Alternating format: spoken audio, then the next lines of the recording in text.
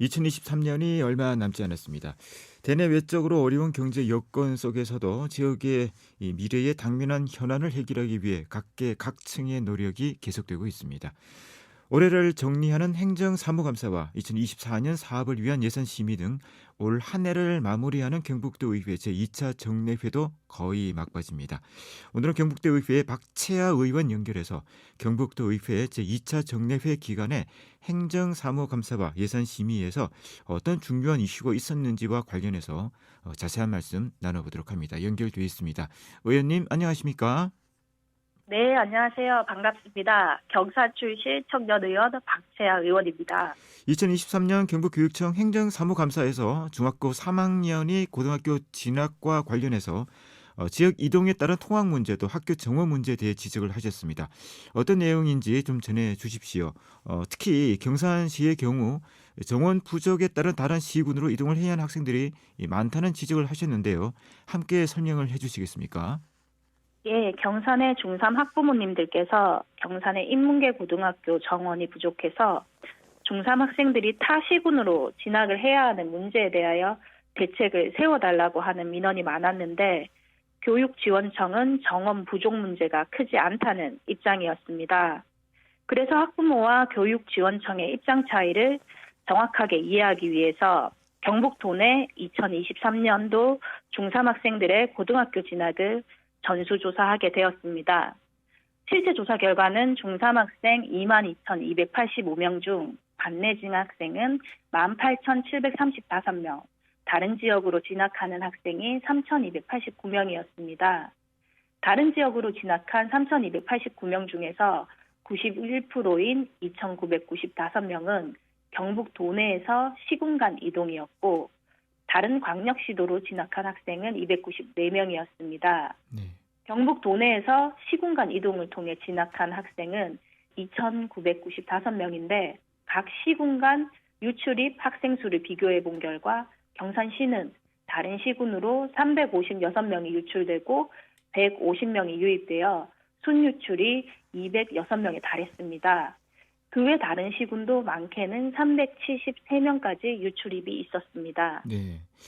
2,900여 명이 시군간 이동한다는 것을 가정한다면 고등학교 1, 2, 3학년 전체로 보면 대략 한 9,000명 정도로 추산이 됩니다.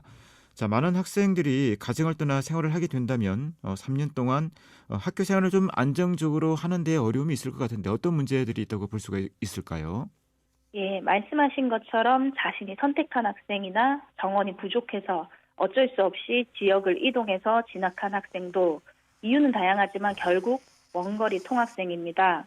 경북도는 전국에서 면적이 제일 넓은 데 비해 철도망 부족, 교통 오지 등으로 인해 통학 환경이 열악하고 통학에 어려움을 겪거나 기숙사 생활로 인해 체력적, 심리적 어려움을 가지고 있습니다. 일요일만 되면 기숙사로 가는 것을 힘들어하는 학생을 지켜보는 학부모의 속은 타들어간다는 민원도 자주 받고요. 또 주말 운영을 하지 않는 기숙사의 경우 울릉도나 가정환경상 또는 거리상으로 주말에 집으로 가지 못하는 학생들은 친구 집이나 PC방 등에서 주말 숙식을 해결하는 경우도 있다고 하니 사정이 어찌되었던 간에 원거리 통학생에 대한 실태조사를 통해 학생을 안전하게 보호할 수 있는 환경을 만들어야 된다고 생각합니다. 네. 우선은 실태 조사가 필요하다는 말씀이고요. 관련해서 좀 해결책이 있다면 어떤 것들이 있을까요? 9천여 명의 학생이 자이든 타이든 원거리 통학을 하고 있는 만큼 주말에 집으로 돌아갈 여건이 안 되는 학생을 대상으로 주말 기숙사 운영 대책이 필요하다고 봅니다. 네. 야간 자율학습이나 원거리 통학을 위한 교통편 대책도 필요하고 도내 160개 학교 기숙사 중에 주말 운영 기숙사는 32개에 불과합니다. 주말 운영을 하더라도 급식 없는 학교가 8곳입니다. 이런 학교는 주말 급식을 위탁할 수 있는 식당을 계약하여 식사를 제공하고 주말 귀가가 어려운 학생들이 기숙사에 머물 수 있도록 배려하는 정책이 필요하다고 생각합니다. 네.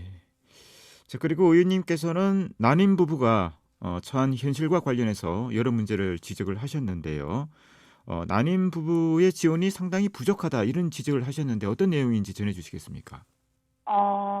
21년도 도정 질문을 위한 자료를 조사하는 과정에서 경북도가 지역 소멸을 격정하면서도 정작 아이를 원하는 부부에게 지원하는 난임 정책이 매우 부족하다는 것을 알게 되었는데요. 경상북도 난임 지원 현황을 보면 18년도 599건에서 20년도 3,845건이고 성공률은 평균적으로 30% 정도인데 난임 부부 10쌍을 지원하면 소중한 아이들이 3명이나 태어난다는 이야기입니다. 그러나 당시 신선배와 일회를 기준으로 국가지원과 건강보험에서 부담하는 금액을 제외하고 회당 150만 원에서 320만 원 정도의 자부담이 들고 심한 경우 600만 원까지 비용이 들었다는 부부도 있었습니다. 또한 정부 난임 지원은 기준 중위소득 180%로 잡고 있는데 이는 2인 기준소득 559만 원 정도입니다. 3, 40대 난임 부부 중 맞벌이 부부는 소득 기준이 초과하기 때문에 지원받지 못하는 사례들도 굉장히 많았습니다. 네. 이번에 경북도 예산안을 심의하면서 의원님께서 난임 극복과 관련해 여러 대책을 촉구하신 것으로 알고 있습니다. 도정 질문 전후와 예산 심의를 하면서 경북도의 정책과 관련해서 변화가 있다면 어떤 것을 들고 싶으십니까? 제가 2021년 11월 도정 질문을 했을 당시만 해도 네. 경북도의 출산 지원 정책은 보건복지부가 추진하는 국비 지원 수준이었고 도 자체 사업이야 해봤자 저출산 극복, 범도민 공강대 학상 등 출산 지원 정책 8건 중 5건이 홍보, 행사성 예산이었습니다. 도정 질문 후에 2022년 8월부터 우리 경북도는 소득에 관계없이 도내 6개월 이상 거주한 난임 부부는 모두 지원해주고 있고 신선배아 기준 전국에서 가장 많은 150만 원까지 지원하고 있습니다. 또한 자부담 의무 비율 기존 10%를 폐지했습니다. 이것도 전국에서 유일합니다.